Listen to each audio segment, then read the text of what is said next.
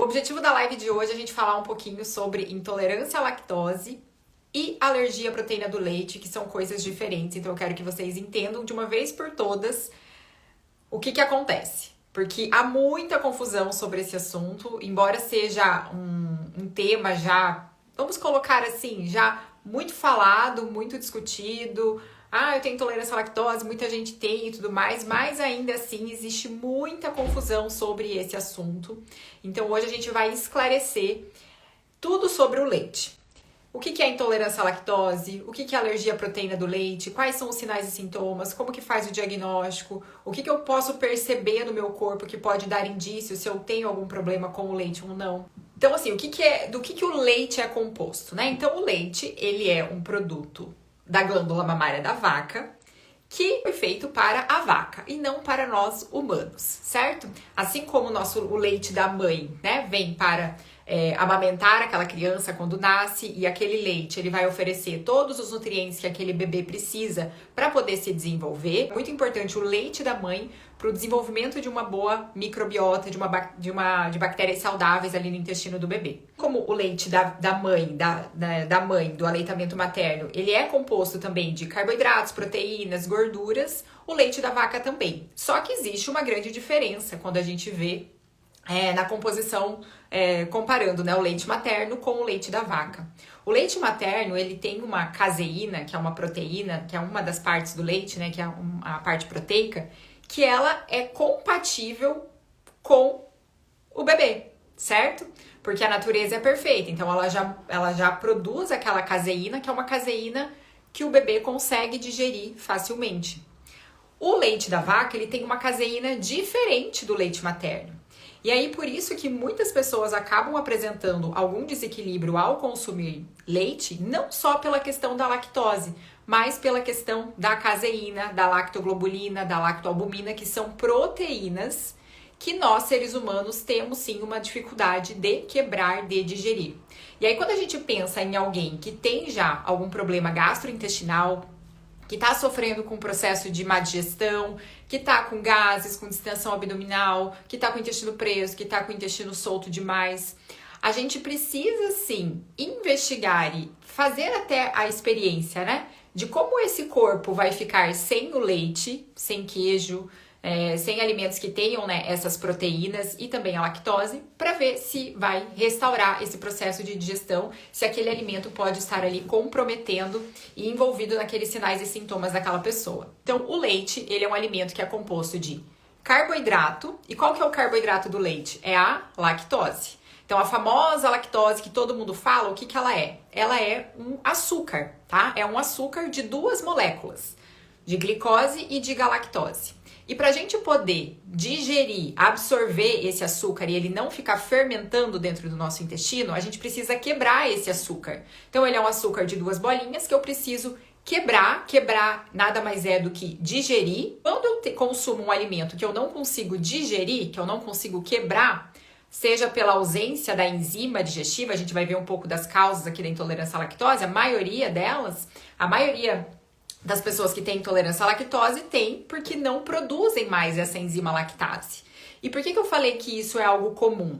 Porque com o avançar da idade, a gente não foi feito para comer o leite da vaca, certo? Então por que eu vou produzir muita lactase se aquele leite, nem deveria estar ali fazendo parte da minha rotina, certo? Então a gente acaba naturalmente produzindo menos lactase porque aquele alimento, ele não deveria fazer parte ali da nossa rotina. E aí, se eu não tenho essa enzima lactase para fazer a quebra da lactose, o que eu tenho? Uma intolerância à lactose. Intolerância nada mais é do que uma má digestão da lactose. Então, o que vai acontecer?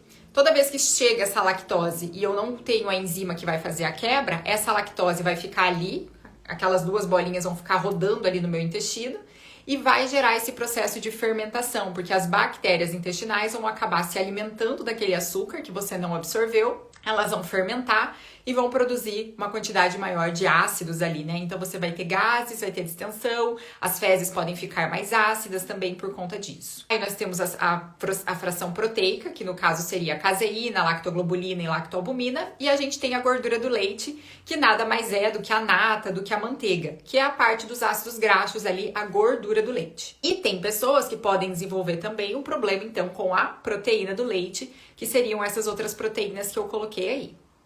E aí, qual que seria a diferença de sinais e sintomas? Quando é um problema com o carboidrato, o que acontece? Eu tenho uma ausência da enzima lactase.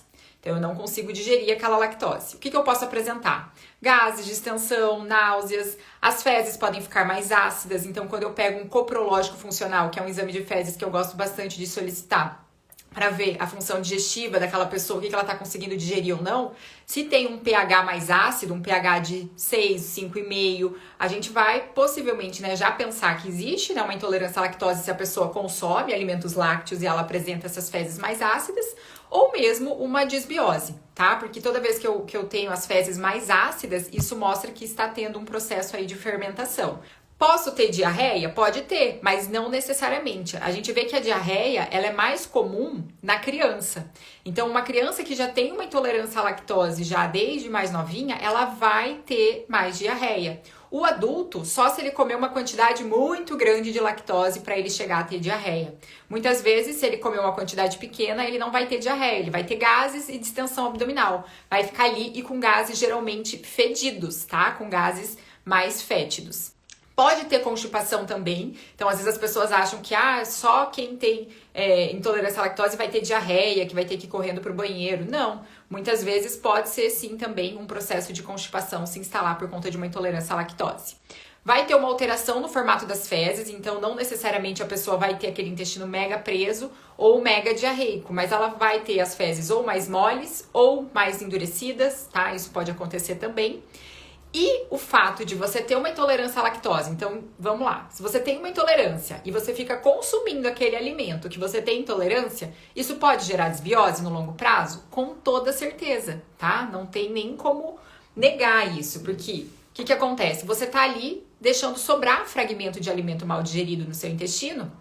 Aquelas bactérias, fungos, micro-organismos que estão ali, eles vão começar a se alimentar daquela substância e eles começam a crescer, começa a acontecer um desequilíbrio ali na microbiota intestinal, tá? Então, com certeza, o consumo de um alimento que você não consegue digerir no longo prazo pode sim levar à desbiose. E aí, a desbiose, ela pode te fazer se tornar ainda mais intolerante. Tá? Eu até trouxe aqui uma outra imagem para mostrar para vocês. Deixa eu até já colocar aqui, que eu acho que vai ser bem pertinente. Então aqui a gente tem o nosso sistema digestivo, certo? Logo depois ali do estômago, até coloquei ali a flechinha para sinalizar para vocês, o alimento vai chegar no intestino delgado, que é esse intestino todo enroladinho ali. Nesse intestino é onde acontece o final do processo de digestão e é onde acontece a absorção dos nutrientes. Então a lactose, ela vai ser... A sua digestão, ela é finalizada, ou ela deveria ser finalizada, no intestino delgado. Quando eu não tenho uma boa produção de enzima lactase no intestino delgado, que são essas células do intestino delgado que produzem essa lactase, eu tenho, então, uma má digestão da lactose, uma intolerância e todos esses sintomas. Se eu tenho uma disbiose ali nesse intestino delgado, então se eu tenho um supercrescimento bacteriano ou se eu tenho um supercrescimento fúngico, o que acontece?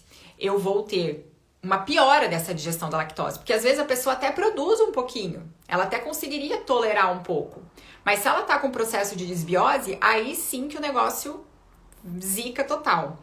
Então acaba que sempre que eu tenho um sintoma gastrointestinal, gases, distensão, que é um sintoma bem clássico da maioria das pessoas que tem qualquer distúrbio gastrointestinal, a gente vai sim precisar fazer uma redução da lactose para a gente poder corrigir isso daí. E aqui não vai ser só a lactose que vai importar muitas vezes, mas a caseína também, que é a proteína do leite que eu falei pra vocês.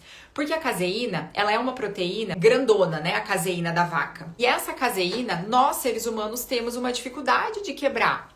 A caseína, ela é uma fração proteica, tá? Ela não é um açúcar. A lactose, lembra que eu falei que é um açúcar de 2 bolinhas? A caseína, ela é composta por vários aminoácidos, uma ligação de várias bolinhas de aminoácido que vão formar essa proteína. E que se eu não tô com uma boa digestão, eu não vou conseguir quebrar aquilo ali, aquela caseína vai ficar ali também mal digerida no meu intestino. Ela tem também uma substância que se chama beta-casiomorfina 7, e essa beta-casiomorfina, ela também deixa o intestino mais paralisado, mais lento, tá? Então existe muita relação do consumo de proteína do leite com constipação, entende? E aí, então existe uma coisa separada da outra, disbiose, intolerância, alergia. Na verdade, a maioria das coisas estão acontecendo em conjunto. Um levando ao outro e piorando o outro e vice-versa. Então, sempre vale a pena, quando a gente vai fazer um tratamento de questões gastrointestinais, sempre vale a pena a gente fazer uma restrição, mesmo que temporária, 15, 30, 60 dias, para a gente avaliar, para que você avalie como que você se sente sem aquele alimento, tá? Como que você se sente sem aquele alimento.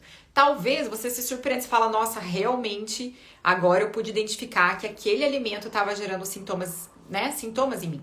Então, voltando aqui. Então, aqui são os sintomas de intolerância à lactose e vejam aqui os sintomas da alergia à proteína do leite. Olhem aqui para vocês verem como é muito parecido.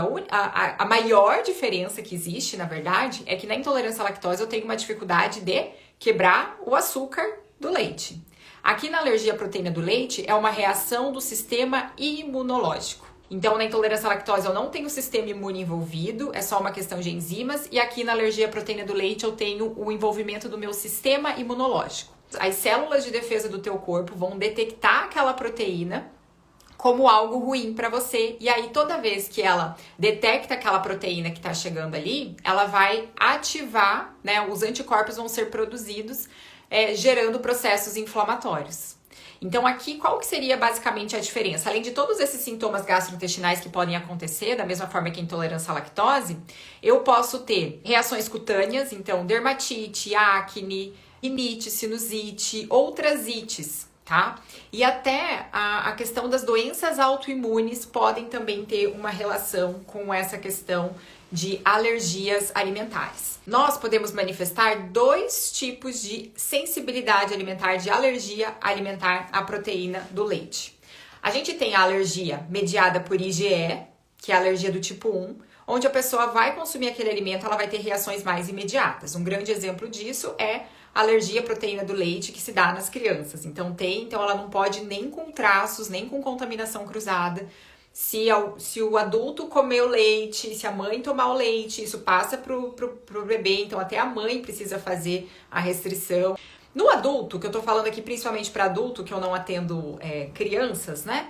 Então, no adulto, o que a gente vê mais comum? Não é a alergia do tipo 1, que é essa alergia mediada por IgE, que eu consigo dosar lá naquele prick test, eu consigo dosar até no exame de sangue, fazer IgE para caseína, né, IgE para leite, ou aquele RAST, né, que é o RAST, né, que é a mesma coisa que o IgE, então fazer um rastreamento para anticorpos, né, IgE para leite.